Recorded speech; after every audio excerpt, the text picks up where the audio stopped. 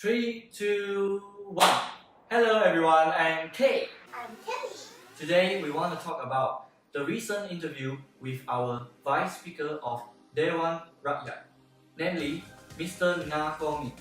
Recently, there was a famous YouTuber, namely 新闻报报看, starring 陆卡斯 and Hong Yaowan. They went to the Dewan Rakyat and interviewed our Vice Speaker. We want to focus on the reforms and suggestions from our Vice Speaker to our government in office, i.e. Pakatan Harapan government, or also known as Mahathir's government. Let's go! So there are several questions in the interview with our Vice Speaker. The first question is, what is the biggest challenge as a Speaker in the House of Parliament, which is also known as Dewan Rakyat? So, a Speaker is also required to hold the integrity of the House, which was mentioned by Mr. Ngakomin. In this process, a Speaker needs to be fair and not biased to any political party. For your information, Mr. Ngakomin is from the Pakatan Harapan party, so he must not be biased to his own political party. So when he is sitting up there as a speaker, he is neutral. He needs to be neutral.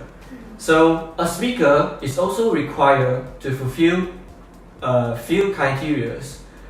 A speaker must be brave, just and fair, and at the same time ensure that everything happening in the house needs to be abide to the rules of the house. There is a saying that a country has its law, a family has its rules. If there is no rule, there will be no order in this country. Second question, what is the reform in our House of Parliament? It is very difficult to feel or see any reform in our house. For example, if a Minister of Transportation launch a program of unlimited pass of transportation cards with a price of 50 ringgit or 100 ringgit monthly, you can take whatever public transport in Kuala Lumpur. It is a direct benefit to our rakyat, which we can feel it in daily basis. However, it is not possible for a layperson to see what's the reform in the house, as the house is in Putrajaya, is so far from us. Our Vice Speaker also said, after the change of government on 9th of May, there was an upgrade in the infrastructures in the house. Most importantly, there was a full reform of the system that Mr. Ngakomin want to emphasize on it. Firstly, the government in the office wants a member of opposition party to be the chairman of our PAC, which is also known as Public Accounts Committee, also known as Jawatan Kuasa Kira-Kira Wang Negara. There was a controversy recently where the daughter of our future Prime Minister, Mr. Anwar, his daughter, also known as Miss Nurul Izzah, resigned from the PAC to protest the decision of keeping the chairman of the PAC. The controversy is about the president. He changed to the government political party from the opposition, which is the BN, Barisan Nasional Party, to Pakatan Harapan. However, our Vice Speaker explained this controversy it is all because of he changed the party so sudden in such short period. They can't make a decision to change immediately, because he is the chairman of our PAC. And the most important point is our Vice Speaker, Mr. Ngakomin, said from his knowledge, the chairman of PAC will be resigned after all the cases on his hand is resolved. Mr. Nga also ensured that he already proposed to have the rules of having the opposition party to be the chairman of PAC to be written in black and white. So there will be no more controversy on this. The chairman of PAC will be from the opposition party and the vice of PAC will be the member of government in the office. There will be no controversy in the future. It is to ensure the check and balance in the Parliament and ensure there will be no malpractice of the government in the office. It must be noted that it will take some time for the reform because the case needs to be resolved in a court or some way of tribunals court. Secondly, there was a proposal to establish more committee in the House, independent committee to ensure there's a check and balance in the Parliament. In the past 60 years, where the Barisan Nation is in the office, there were only 3 committees, which is Dewan's Rules Committees to set up the rules in the House, Members of Parliament's Privilege, MP's Privilege Committee, and third, the PAC, the Public Account Committee. Right now, the Pakatan Harapan government has 14 committees in the House. For example, we have Annual Budget Committee, where before a Minister of Finance presents his annual budget in the House, Parliament itself will have a committee to check and discuss on the Minister's annual budget.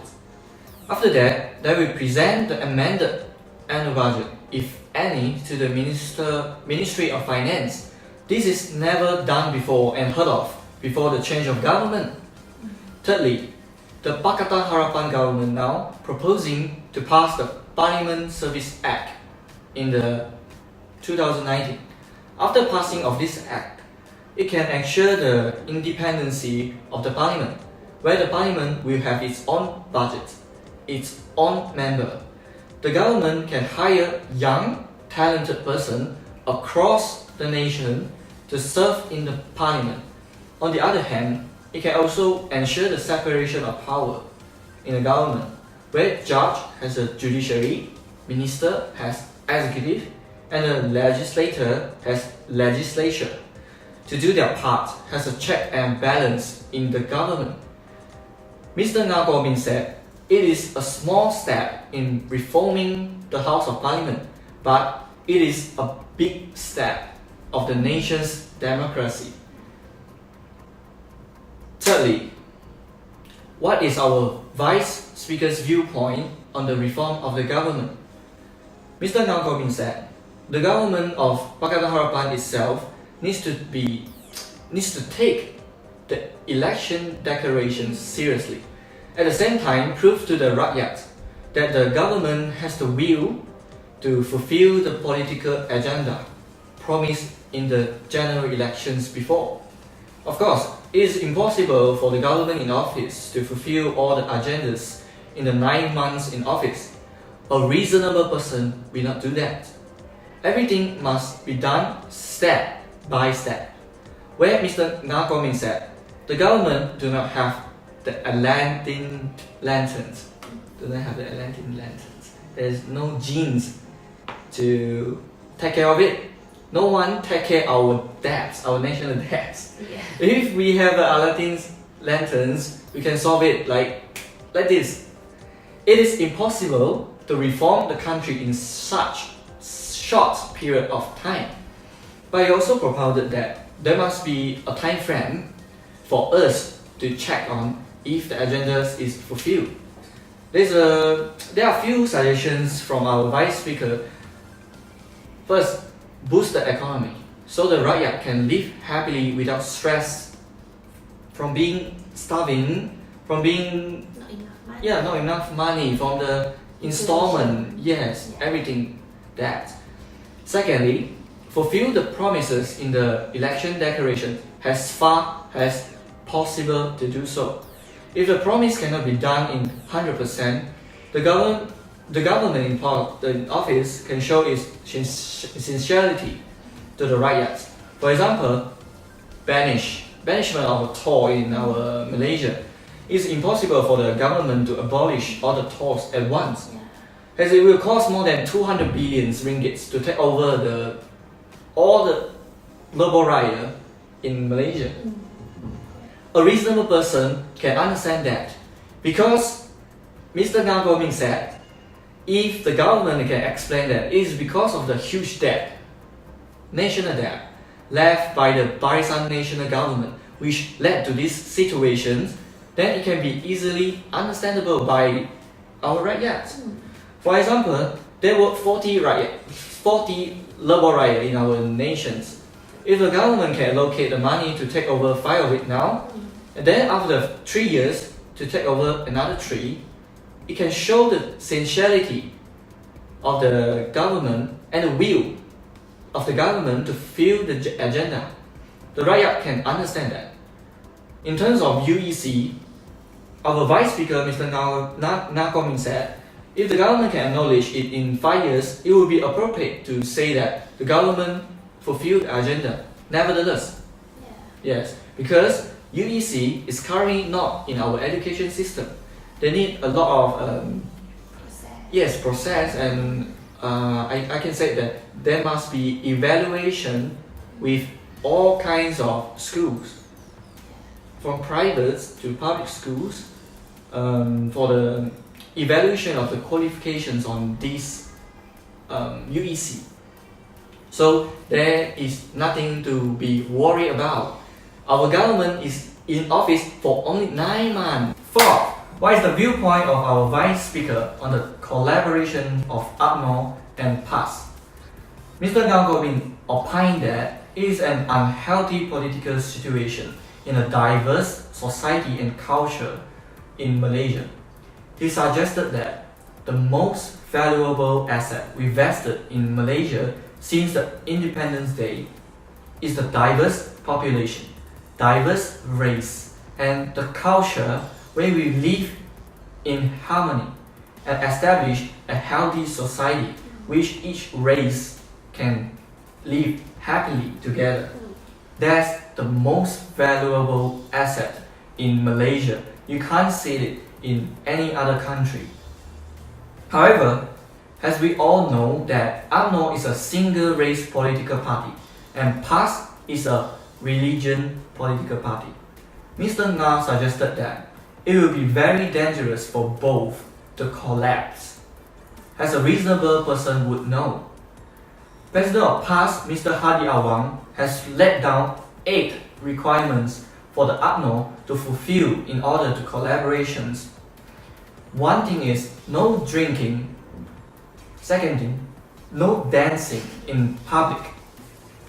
Our Vice Speaker opined that it is unreasonable and inappropriate for our society in our nations. Although PAS always said that they are fighting 100% for the Malay, for the Muslim.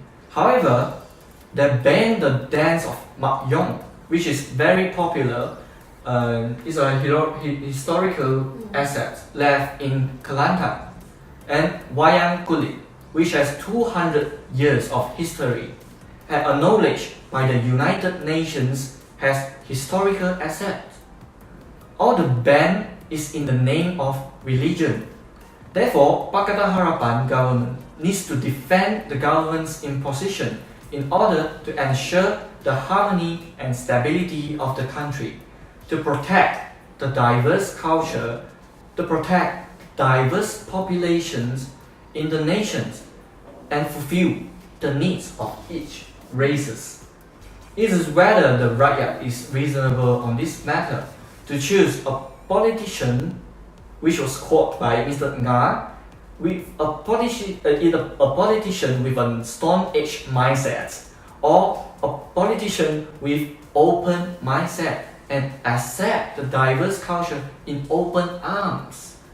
The moral of the story is, a real diamond, wherever it would be, whenever it would be, shines with no exceptions. It was quoted by Mr. Nga, our Vice Speaker in the House of Parliament. Thank you for watching. This is Kay. This is Kelly. We are signing out. Peace.